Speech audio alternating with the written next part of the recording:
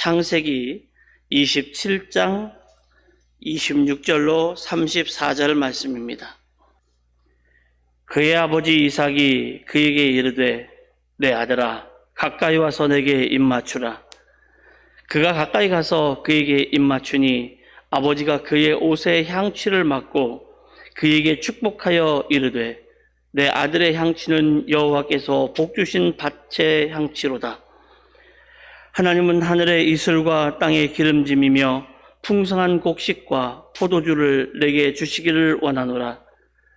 만민이 너를 섬기고 열국이 내게 굴복하리니 내가 형제들의 주가 되고 내 어머니의 아들들이 내게 굴복하며 너를 저주하는 자는 저주를 받고 너를 축복하는 자는 복을 받기를 원하노라.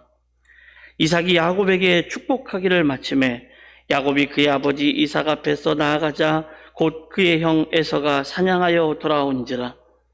그가 별미를 만들어 아버지에게로 가지고 가서 이르되 아버지여 일어나서 아들이 사냥한 고기를 잡수시고 마음껏 내게 축복하소서. 그의 아버지 이삭이 그에게 이르되 너는 누구냐? 그가 대답하되 나는 아버지의 아들 곧 아버지의 맏아들 에서로소이다. 이삭이 심히 크게 떨며 이르되 그러면 사냥한 고기를 내게 가져온 자가 누구냐? 내가 오기 전에 내가 다 먹고 그를 위하여 축복하였은즉 그가 반드시 복을 받을 것이니라. 에서가 그의 아버지의 말을 듣고 소리질러 슬피 울며 아버지에게 이르되 내 아버지여 내게 축복하소서. 내게도 그리하소서. 이는 살아계신 하나님의 말씀입니다. 오늘은 좋은 부모가 되어 자녀를 축복하라 라는 말씀으로 함께 은혜를 나누겠습니다. 세상이 아무리 험하고 시시각각 변해도 없어지지 않는 것이 있습니다. 그것은 가정이고 또 가정을 가장 가정답게 하는 것이 성경적 원리입니다. 요즘에는 혼자 사는 사람들도 많고 많은 곳에서 가정이 깨어지고 있지만 그것은 가정의 성경적 원리를 몰라서 깨기도 하고 가정을 이루지 않기도 하는 겁니다. 이것은 하나님께서 이 땅 위에 남자와 여자를 창조하시고 가정을 만드셔서 그때부터 시작된 하나님의 계획입니다. 그리고 그 가정 위에 하나님은 작은 천국을 보여주시면서 가정 가운데에서 하나님의 하시는 일과 천국에서의 일들을 보여주시기를 원하셨습니다. 오늘 창세기 27장의 말씀을 함께 보았습니다. 오늘 가정의 이야기, 특별히 어린이에 대한 이야기를 하면서 창세기 27장에 실수하는 인간들의 모습의 말씀을 우리가 보면서 우리의 삶을 다시 한번 되돌아보고 하나님께서 우리에게 주셔서 하시기를 원하시는 방법이 무엇인지를 다시금 한번 깨닫는 그런 시간이 됐으면 좋겠습니다. 27장은 실수하는 인간의 모습을 그리고 있습니다. 그리고 인간은 실수하는 존재입니다. 그리고 실수를 통해서 인간은 성장합니다. 그리고 이 본문에는 이삭 그리고 리브가 또 에서와 야곱 그들의 실수와 거짓말이 기록이 되어 있습니다. 먼저 살펴보면 이삭은 이렇습니다. 이삭은 하나님의 뜻을 알고도 거부하는 죄를 짓게 됩니다. 아버지죠. 하나님은 야곱을 이삭의 후계자로 세워서 복의 통로를 만들기를 원하셨고 그렇게 진행하기를 원하셨지만 이삭은 야곱보다 에서를 더 좋아했습니다. 에서에게 의도적으로 축복하기를 원했고 그래서 그렇게 축복하기 위해서 에서에게 축복할 명분을 만들기 위한 방법을 제안하고 실행을 시켰습니다. 이 모든 사실을 듣고 있던 아내 리브가가 그 일을 방해하기 시작합니다. 리브가는 하나님의 뜻을 따른 것처럼 보여지고 하나님이 야곱을 통해서 하나님의 일을 만들어 가시기를 원하는 것처럼 그 일로 인도하는 것처럼 보이지만 사실은 과정에서 거짓과 속임수를 사용합니다. 여러분, 목적이 선하면 수단도 선해야 됩니다. 결과가 선하려면 과정도 선해야 됩니다. 야곱의 거짓은 18절에 나오는 야곱의 거짓, 아버지를 속이는 거짓말을 하게 됩니다. 이삭의 질문에 야곱은 한치의 망설임도 없이 거짓말을 합니다.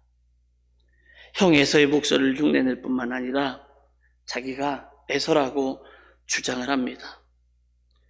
여기에 엄마 리브가의 계략까지 더해져서 더 완벽할 정도의 모습으로 속여지게 됩니다.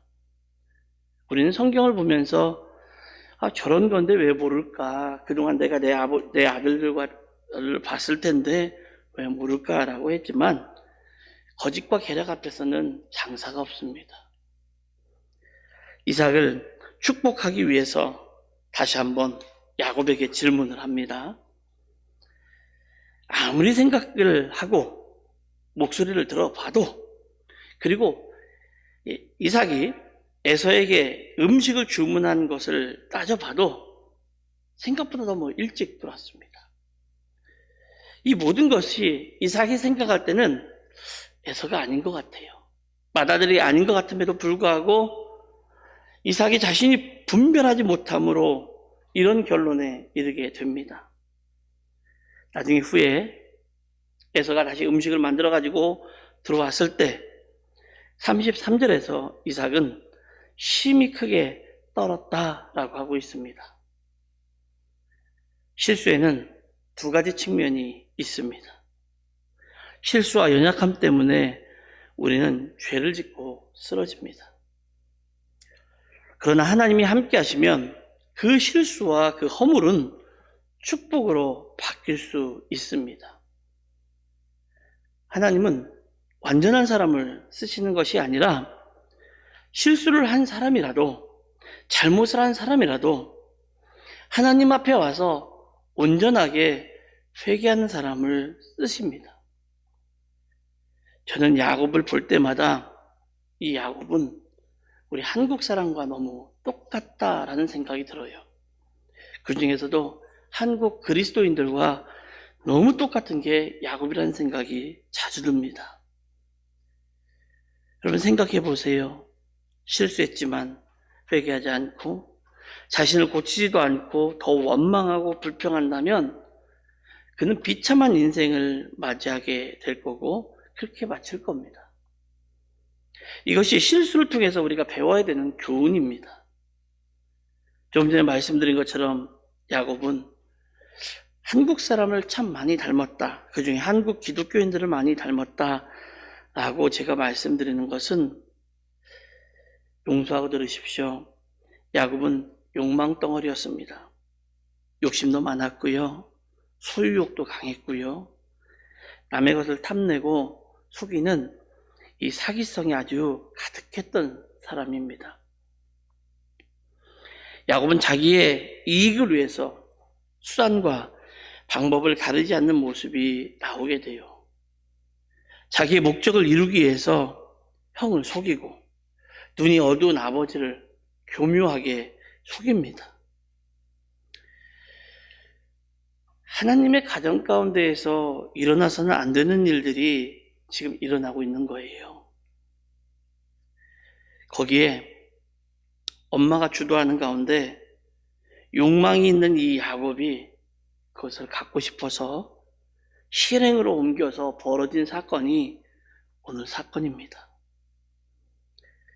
이 말씀을 보면서 이삭과 리브가를 생각해 봤습니다. 이삭과 리브가를 생각하면서 어떻게 하는 게 좋은 부모가 될 수 있는 걸까?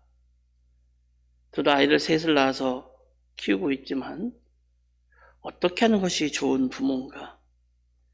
단순히 아이들의 욕구를 채워주고 아이들에게 맛있는 것을 해주고 아이들이 부족한 것이 없도록 키우게 사용하게 하는 것이 정말 좋은 부모일까? 여러 가지 생각을 하게 되었고 생각을 하면서 이 말씀을 준비했습니다. 이 말씀을 준비하면서 우리는 먼저 좋은 아버지와 좋은 어머니가 되는 것에 대한 생각을 해봐야 되겠다라는 생각을 하게 되었습니다. 유대교 랍비인 예수 벤 시라크라는 사람은 아버지의 축복은 아들의 가정을 세워주고 어머니의 축복은 그 가정에 좋은 것들로 채워준다라고 했습니다. 오늘까지 여러분의 신앙의 모습을 한번 생각해 보시기 바랍니다. 얼마나 많은 것을 원했는지 말입니다. 여러분, 그 많은 것을 원하고 또 소원을 이야기했을 때, 하나님께 소원을 간구했을 때, 그 원하는 것이 이루어지지 않고, 또 어떤 것은 원하는 것이 지연이 되고, 그랬을 때 얼마나 우리는 하나님을 원망했습니까? 나도 모르게 하나님을 떠나 있지는 않았는지 생각해 보자는 얘기입니다. 근데 하나님은요, 그렇게 우리가 원망하고 하나님을 떠나간다고 그렇게 이야기했음에도 불구하고 하나님은 끝까지 은혜를 베푸셨을 뿐만 아니라 기다리고 계셨습니다. 교회는 복을 받고 병의 고침을 받고 교회는 기사와 이적이 일어나는 장소예요. 물론 예배하는 곳입니다. 교회의 원래 이름은 예배당입니다. 그 예배당이 되어서 예배를 드리는 사람이 복을 받고 병을 고침받고 예배 가운데 기사와 이적이 일어나는 장소지만 더욱 중요한 것이 있다면 하나님과 친밀한 관계가 회복되는 장소. 여기가 교회입니다. 그 친밀한 관계가 회복되는 장소에서 일어나는 사건이 예배예요. 그러므로 우리에게 가장 큰 복은 물질적인 것이 아니라 하나님과의 관계가 회복되는 거예요.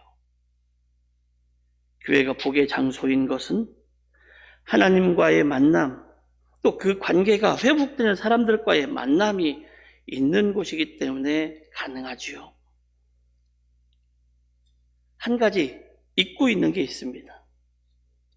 교회가 복된 사람들과의 만남과 그 회복이 있는 곳이라고 하는데 이견이 별로 없어요. 교회는 그런 곳이다라고 모두가 다 이해하는 것 같습니다. 그렇지만 가정 역시도 복된 사람들과의 만남이고 사랑을 하고 사랑받는 사람들의 만남의 장소이고 또 그런 사람들이 만나서 살아가면서 삶 속에서 회복이 일어나는 곳이라는 것을 우리는 근데 종종 잊고 살아가고 있습니다. 그래서 이것을 잊고 살아가다 보니까 자꾸 싸워요. 다툼이 일어나요. 너무 심한 나머지 자녀가 부모를 죽이고 하는 일들이 벌어지면서 가정이 깨어지기도 합니다. 재산적인 문제, 상속의 문제를 가지고 싸우다가 가정이 깨어지기도 합니다. 왜 그럴까요? 당신은 사랑받는 사람이고 당신은 좋은 복된 사람이라는 것을 우리가 잃어버리기 때문에 그래요. 가정도 그런 사람들이 만나서 회복이 일어나는 장소입니다. 신앙인들이 간과하기 쉬운 부분이 있습니다. 우리는 자녀들을 하나님께 맡기고 하나님께 맡기고 양육을 해야 함에도 불구하고 이것들 너무 잘 알고 있는데 우리의 자녀들이 하나님의 형상대로 자라나야 한다는 것도 너무도 잘 알고 있는데 가장 중요한 것은 우리에게 맡겨진 자녀들을 최선을 다해서 양육해야 한다는 사실을 잊고 살 때가 많다라는 겁니다. 아닙니다. 그렇지 않습니다. 나는 최선을 다해서 양육했습니다. 아이들을 대학에 보내는 게 최선을 다해서 양육한 건가요? 아이들이 사회에서 성공하는 것이 최선을 다해서 양육한 건가요? 아닐 겁니다. 하나님이 말씀하시고 하나님의 형상대로 자라나야 된다고 말하는 것은 그들의 성품과 그들의 인격과 그들의 인성이 하나님을 닮아가는 것에 초점이 맞춰줘야 되는데, 삶의 경쟁 가운데 너무나도 치열하게 살다 보니까 하나님과는 관계없는 사람으로 변해가고 있음에도 나는 아이에게 최선을 다했다라고 생각하며 살아갈 때가 얼마나 많습니까? 여러분 알고 계시지요? 축복은 접촉을 통해서 전달된다는 사실을 알고 계십니까? 여러분 축복 받으십시오라고, 여러분 복 받으십시오라고 제가 아무리 말을 해도 저와 여러분이 마음이 어떤 신체나 어떤 이런 것들의 접촉이 이루어지지 않으면 복은 전달되지 않아요. 요즘 뉴스를 간혹 보게 되면 당황스럽게 하는 사건들이 나와요. 여러분도 보셨을 거예요. 어린이집에서 일어나는 어린이 폭행, 그로 인해서 발생하는 사망사고들, 사회가 힘들어지고 어려워지고 어떤 사람들은 좀 더 풍요로운 삶을 위해서 맞벌이하는 부부들이 생겨나고, 그러다 보니 아이들 내가 양육할 수가 없어서 자연스럽게 나의 아이들을 타인에게 맡기고 시설에게 맡기고 기관에게 맡기는 경우가 생겨납니다. 그렇게 힘든 삶을 위해서 나의 아이처럼 좀 맡아주었으면 좋겠다라는 마음으로 그렇게 돌봐줬으면 좋겠다라고 기대하면서 그 아이들을 분명히 맡겼을 것인데, 나의 아이처럼 돌봐야 함에도 불구하고 내가 힘들고 어렵다고, 또 아이가 내 말을 듣지 않는다고, 내 기준에서 벗어났다고 스스로 분을 참지 못하고 폭언이나 폭행이 가해지는 것이 아닌가 하는 생각이 들어요. 물론 이렇게 어린이집이나 유치원을 하는 모든 종사자분들이 그렇다는 거 아니에요. 몇몇 분들에 의해서 이렇게 모두가 욕을 먹게 되겠지요. 그래서인지 요즘 미국과 독일에서는 아이들을 엄마들이 돌보자 하는 운동이 벌어지고 있습니다.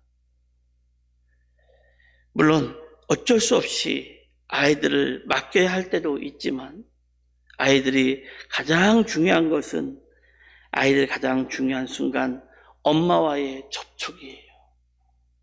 그렇게 울는 아이가 엄마 젖을 물리면 조용해지고, 그 엄마 젖을 물리고 그렇게 엄마의 젖을 빨면서 그 아이에게 엄마의 사랑과 엄마의 인격과 엄마의 품성이 전달되기도 하고,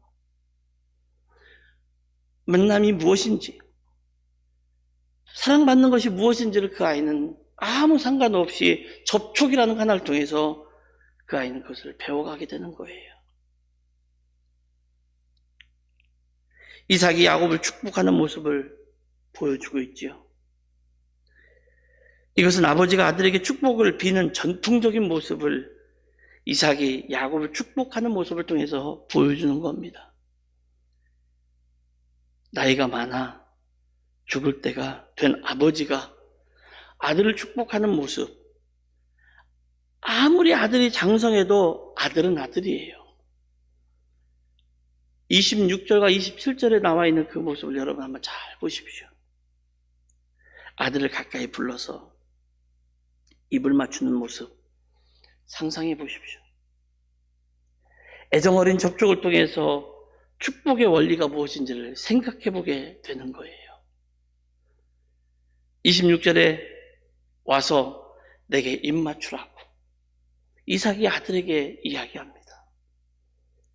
그 행위에서 아버지는 그 아들의 냄새를 맡고는 그냥 축복하지 않습니다. 손을 얹어 축복합니다. 성경의 많은 축복은 애정어린 접촉을 통해서 이루어집니다. 창세기 48장 9절로 10절에서 요셉이 자기 아들을 야곱, 할아버지 이스라엘에게 데려와서 축복해달라는 말이 나와요. 그러자 할아버지 이스라엘이 그들에게 입을 맞추고 그들을 안고 축복하는 아름다운 모습이 등장합니다. 여러분 명절 때 여러분 자녀들이 다 모이거든 덕담으로 던져주는 말씀을 그냥 덕담으로 툭 던지지 말고 손으로도 잡아보든지 끌어안아주든지 머리에 손을 얹고 덕담을 한번 해줘 보세요. 분명히 다른 역사가 일어납니다. 야곱이 요셉의 아들인 에브라임과 므낫세를 안수할 때 그들에게는 단지 할아버지의 애정 어린 접촉이 있었을 뿐인데 그 접촉을 통해서 축복이 전달되었습니다. 예전에 청소년 수련회에 가서 청소년들에게 안수를 한 적이 있었습니다. 6명의 목사님이 약 한 2,000명 정도 되는 아이들에게 안수를 해주는 시간이었어요. 목사님 분명 더 계셨는데 다 손들고 나온 사람은 6명. 저는 그때 목회 초년생이라 잘 모를 때니까 저는 목사니까 손을 들고 나갔더니 6명이에요. 2,000명의 아이들에게 안수를 시작합니다. 목사님이 주문을 합니다. 인도하시는 목사님이 주문을 합니다. 아이들을 그냥 툭툭툭툭툭툭 지나가면서 안수하지 말라는 거예요. 적어도 1분 정도는 붙잡고 안수해 주라는 거예요. 여러분 2,000명을 6명에서 1분씩 붙잡고 기도해 보세요. 다 끝나고 허리 끊어져서 그날 파스 한 6개는 붙이고 잔 것 같아요. 그때 안수를 하면서 진액이 빠져나간다. 내 몸에 진액이 빠져나간다는 게 무언지를 경험했어요.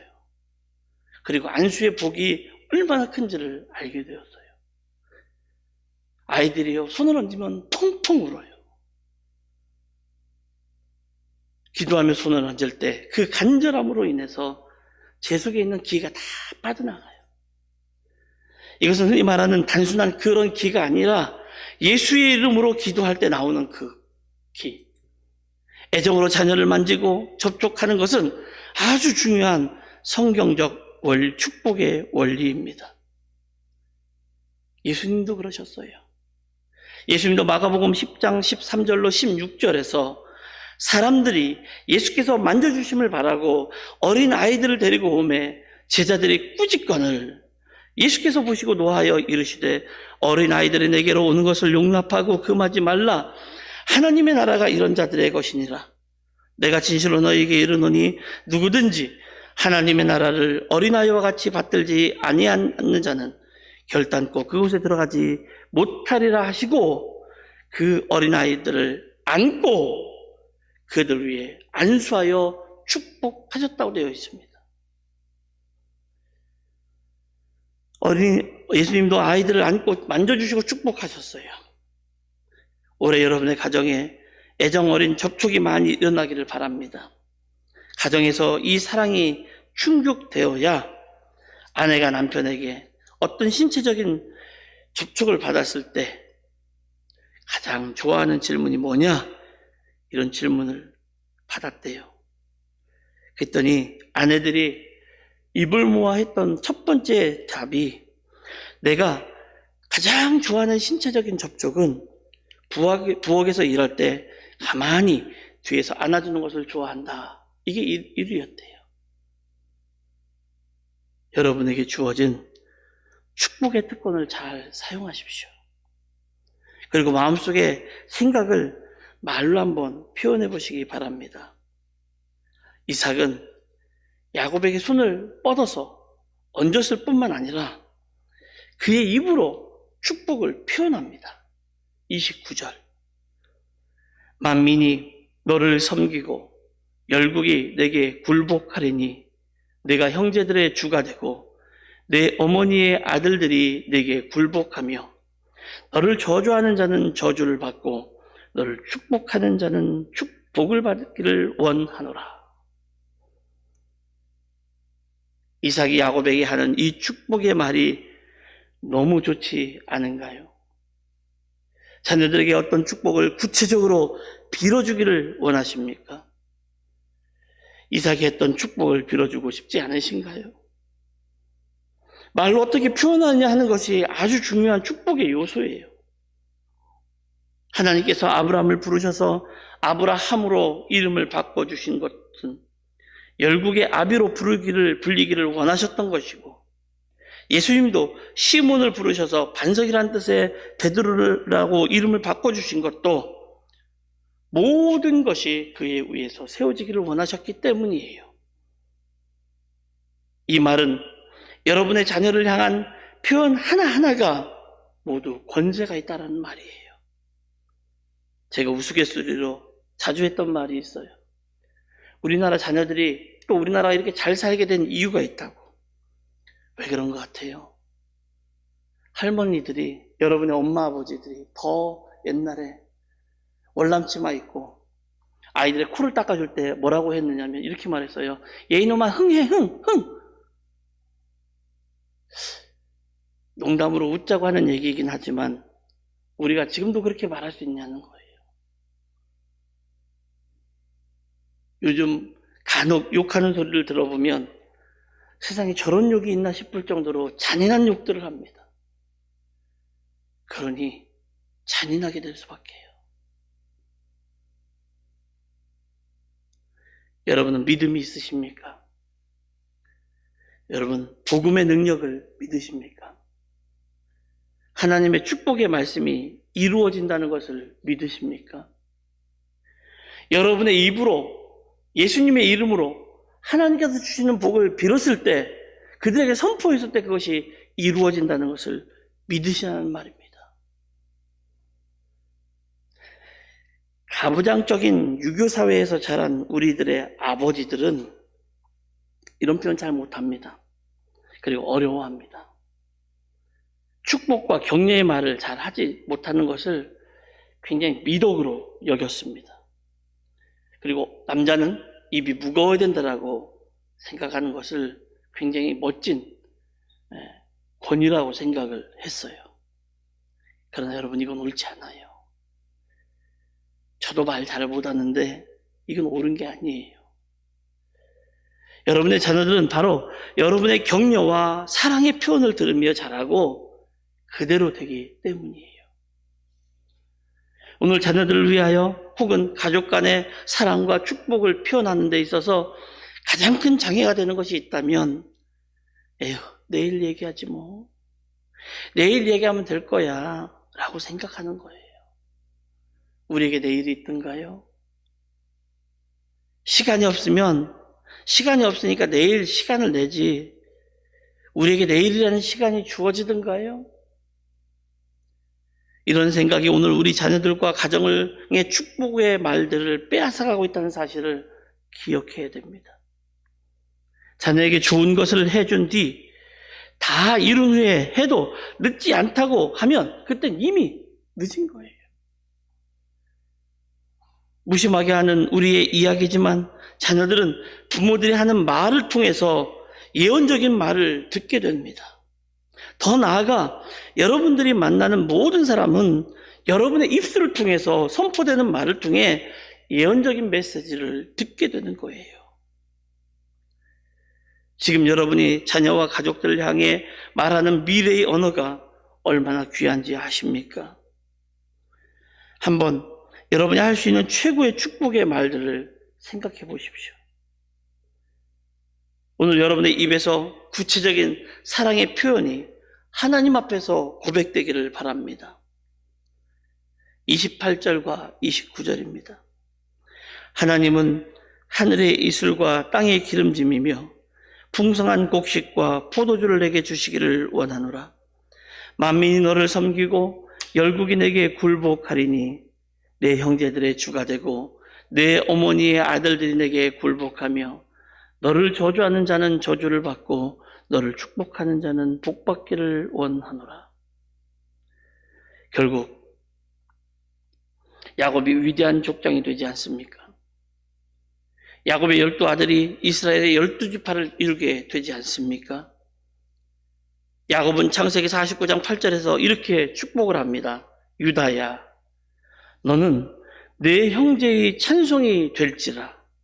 내 손이 내 원수의 목을 잡을 것이요 내 아버지의 아들들이 내 앞에 절하리로다.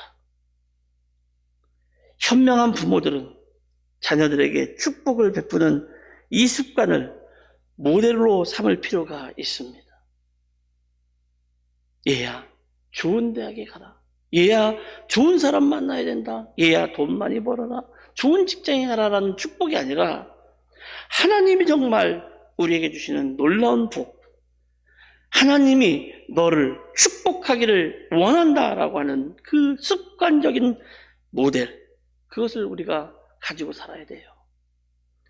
그리고 이렇게 축복을 빌 때 모든 힘은 전능하신 하나님께로부터 말미암는다는 것을 인식하고 인정할 때 그 복이 자녀에게 임하게 됩니다. 오늘 여러분이 이 믿음을 가지고 축복할 수 있는 날이 되기를 바랍니다. 하나님께서 맡겨주신 축복이 여러분과 여러분 가정 위에서 좋은 부모로, 좋은 엄마, 좋은 아빠로 여러분들이 다시금 변화되어서 어린이들을, 여러분의 자녀들을 마음껏 축복하고 하나님이 너를 축복하기를 원하노라 라고 하는 믿음의 복을 선포하는 귀한 여러분의 가정, 여러분이 되시기를 예수님의 이름으로 축원합니다.